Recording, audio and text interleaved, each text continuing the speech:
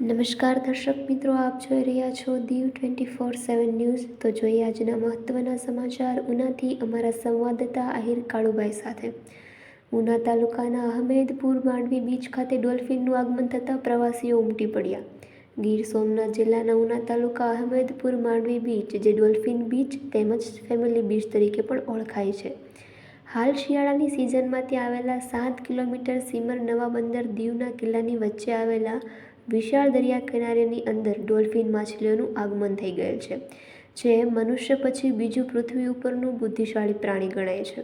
ઉલ્લેખનીય છે કે આ માછલી હંપક વ્હેલ તરીકે ઓળખાય છે અને અત્યારે તેમનો પ્રજનન કરવાનો અને ડોલ્ફિનના બચ્ચાઓને ઉછેર કરવાનો સમય હોય છે, જેથી લાંબો રૂટ પાર કરીને અહીં ગુજરાતના 1600 કિલોમીટર લાંબા દરિયા કિનારામાં વિશાળ પ્રમાણમાં ડોલ્ફિનો જોવા મળે છે, જેમાં સમુદ્ર સેવા ટ્રસ્ટ અને એડવેન્ચર વોટર સપોર્ટ દ્વારા દરરોજ સવારે 7 વાગ્યાથી લઈને બપોરના 12 વાગ્યા સુધી 40થી 45ના ઝુંડ વચ્ચે ડોલ્ફિન માછલીઓનું ડોલ્ફિન સફારીનું આયોજન કરવામાં આવે છે।